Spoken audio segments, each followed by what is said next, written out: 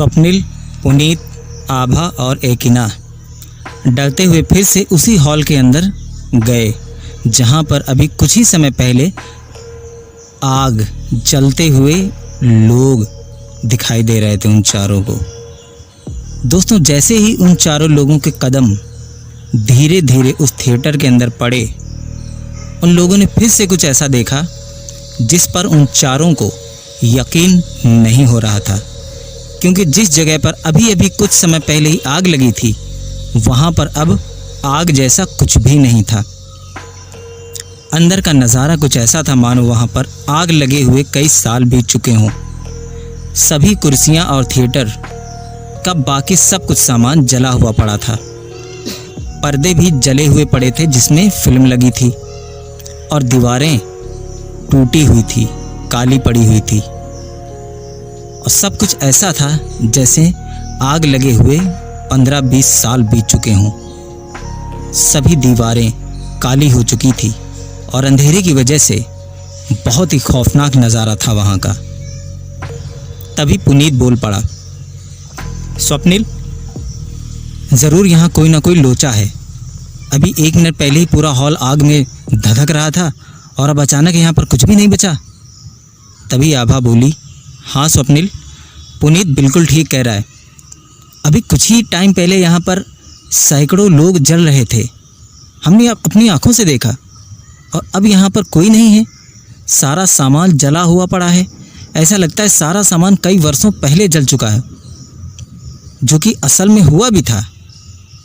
तभी स्वप्निल बोला, आभा तुम बिल्कुल ठीक कह रही हो, लेकिन ऐसा कैसे हो सकता है कि 2 मिनट पहले यहाँ इतनी भयंकर आग लगी हुई थी और अब यहाँ पर कुछ भी नहीं बचा? आखिर क्या रहस्य हो सकता है इसके पीछे? तभी एकिना बीच में बोल पड़ी, यहाँ से चलते हैं, मुझे तो बहुत डर लग रहा है। पुनीत ने कहा, ठीक है एकिना, तुम बिल्कुल ठीक कह रही हो, यहाँ रुकना खतरे से खाली नहीं है। इस हॉल के बाहर चलते हैं, ये दरवाज़ा तोड़कर हमने बहुत बड़ी गलती कर दी आई थिंक।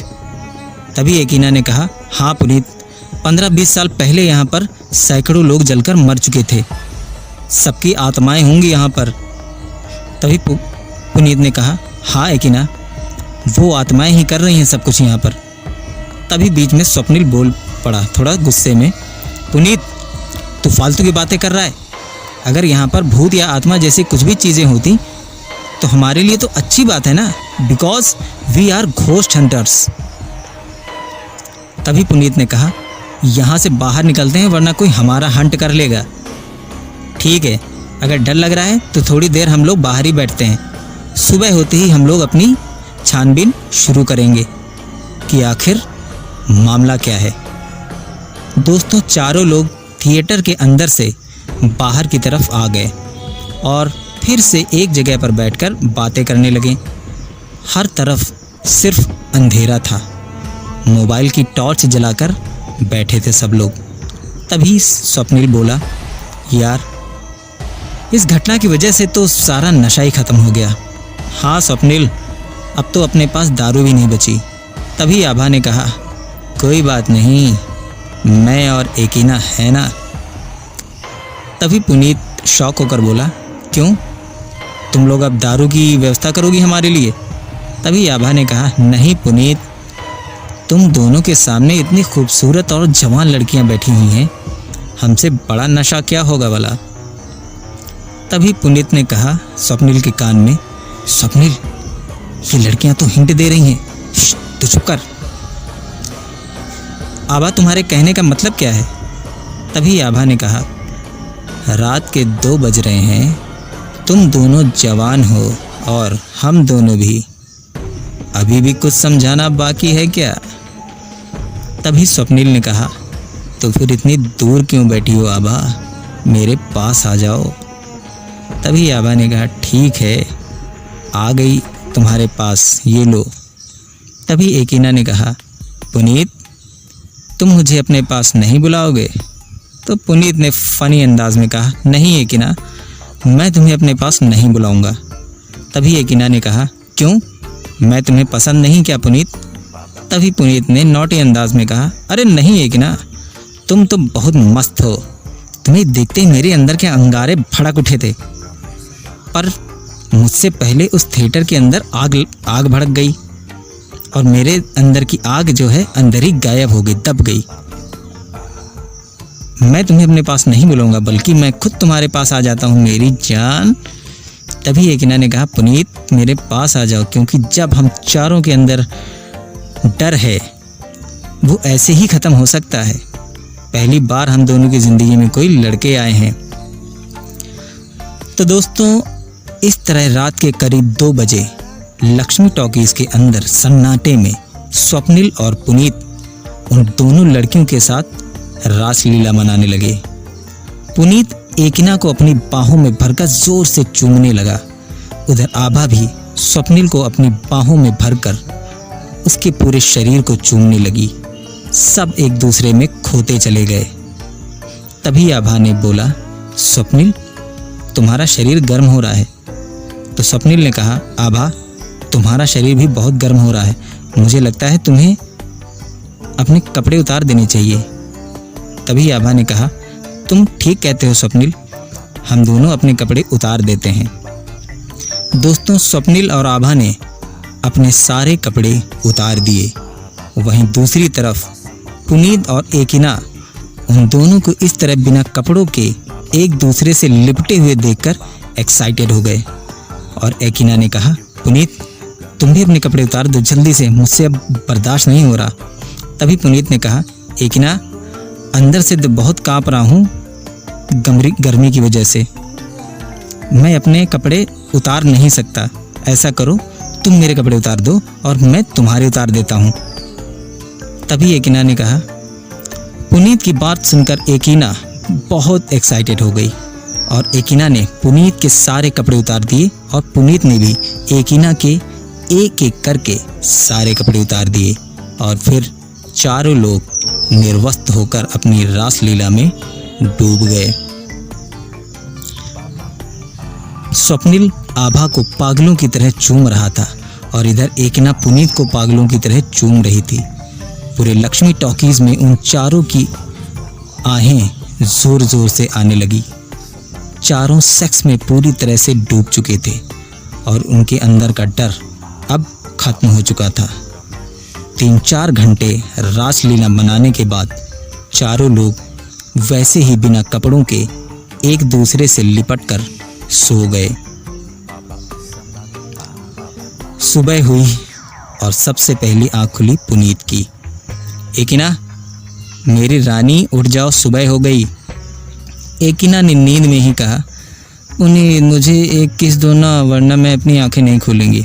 ठीक है मेरी एकिना, ये लो, अब उठ जाओ और जल्दी से अपने कपड़े पहन लो, तुम्हारे पूरे बदन पर धूप आ रही है वो सामने वाले छेद से। स्वप्निल की भी आंखें खुल गई और उसने आभा को जगाया। आभा उठ जाओ, सुबह हो गई। आभा ने कहा, स्वप्निल उठ गए तुम? ये पूरी ज़मीन इतनी गीली क्यों है? तभी पुनीत ने फनी अंदाज में कहा, अरे यार स्वप्निल, ज़मीन गीली तो होगी ना, आखिर हम चारों लोगों का रस है ज़मीन पर। रात भर जो कांड किया है हमने, ये सब उसी का परिणाम है। तभी स्वप्निल ने कहा, ठीक है तू ज़्यादा बड़ी बड़ी बातें मत कर, कपड़े पहन जल्दी से, नंगा आदमी। तू भी नंगा है स्वप्निल। दोस्तों, चारों लोगों ने कपड़े पहने और खुद का हुलिया ठीक किया। वहाँ उस लक्ष्मी टॉकीज़ के दूर दूर तक कुछ भी नहीं था, क्योंकि शायद लोग वहाँ आने से डरते होंगे। चारों लोग तैयार होकर लक्ष्मी टॉकीज़ के बाहर निकले और बाहर निकलते ही उन्होंने कुछ ऐसा देखा कि फिर से उन्हें अपनी आंखों पर विश्वास नहीं हुआ। अंदर कहीं से थोड़ी धूप आ रही थी, जिससे उन्हें पता चला कि सुबह हो चुकी है और घड़ी में टाइम देखकर भी उन्हें अंदाज़ा लग चुका था कि सुबह हो गई है। लेकिन जैसे ही चारों बाहर निकले, बाहर फिर से अंधेरी रात थी। बाहर कोई उजाला नहीं था। चारों लोगों के चेहरों से पसीने छूट गए और पुनीत बोल पड़ा, स्वप्निल ये क्या, बाहर तो रात है। तभी स्वप्निल ने कहा, हाँ ये तो मुझे भी पता है, लेकिन ऐसा कैसे हो सकता है, आई कांट बिलीव इट। तभी एकिना ने कहा, पुनीत मुझे बहुत डर लग रहा है। पुनीत ने कहा, एकिना तुम डरो मत, मैं हूं ना तुम्हारे साथ, आओ मेरा हाथ पकड़ लो तुम। स्वप्निल हंसने लगा, हा हा हा, दुनिया का सबसे डरपोक आदमी एक दूसरे का हाथ पकड़ने के लिए कह रहा है, मैं हूं ना। तभी पुनीत ने कहा, मैं डरता नहीं हूं स्वप्निल, सिर्फ डरने की एक्टिंग करता हूं ताकि मुझे संभालने के चक्कर में तू ना डरे स्वप्निल। और वैसे भी अगर दोबारा डर लगा तो फिर से वही करेंगे जो आज रात में किया था, डर गायब। तभी स्वप्निल ने कहा, बकवास बंद कर पुनीत, हम चारों लोग थोड़ी दूर तक आगे चलते हैं, शायद किसी रहस्य का पता चले। दोस्तों, चारों लोग उस थिएटर के बाहर निकलकर घूमने लगे। बाहर चारों तरफ जंगल ही जंगल था। जंगल में बहुत सारे जानवरों की, पक्षियों की आवाज़ें उन चारों को डरा रही थी, क्योंकि उन जानवरों और पक्षियों की आवाज़ें नॉर्मल नहीं थी। उनकी आवाज़ें सुनकर ऐसा लग रहा था मानो बहुत सारे जानवर और पक्षी रो रहे हों। तभी आभा ने कहा, इतने सारे जानवर और पक्षियों की खतरनाक रोने की आवाज़ें मेरे कानों को बेचैन कर रही हैं स्वप्निल। सही कह रही हो आभा, मुझे लगता है बहुत सारे जानवर रो रहे हैं, पर यहाँ आसपास तो कोई भी जानवर दिखाई नहीं दे रहा। तभी पुनीत ने कहा, स्वप्निल ऐसा करते हैं, हम लोग लक्ष्मी टॉकीज के अंदर चलते हैं, वरना यहाँ और भी बहुत कुछ खतरा हो सकता है। स्वप्निल ने कहा, रुक जा पुनीत, पहले मैं जंगल में छानबीन कर लेता हूँ, देखता हूँ कोई जानवर या पक्षी दिखाई देता है या नहीं। तो चारों लोगों ने पूरा जंगल छान मारा, पर वहाँ पर कोई भी जानवर, पक्षी, यहाँ तक कि एक चींटी तक नजर नहीं आई। लेकिन उन जानवरों पक्षियों के रोने की आवाज़ें लगातार आ रही थी, जो कि एक खौफनाक डर पैदा कर रही थी। खैर, चारों लोग फिर से लक्ष्मी टॉकीज के पास आ गए। लक्ष्मी टॉकीज के पास आते ही एक बार फिर से उन चारों ने कुछ ऐसा देखा कि फिर उन्हें अपनी आंखों पर विश्वास नहीं हुआ। दोस्तों, उन्होंने देखा कि लक्ष्मी टॉकीज पूरी तरीके से नई है और बाहर लोगों की लाइन लगी हुई थी टिकट लेने के लिए। उन चारों को अपनी आंखों पर भरोसा नहीं हो रहा था। अब उन चारों के साथ क्या होगा, कैसा एक्सपीरियंस होगा, जानेंगे फिर कभी। सुनते रहिए लक्ष्मी टॉकीज।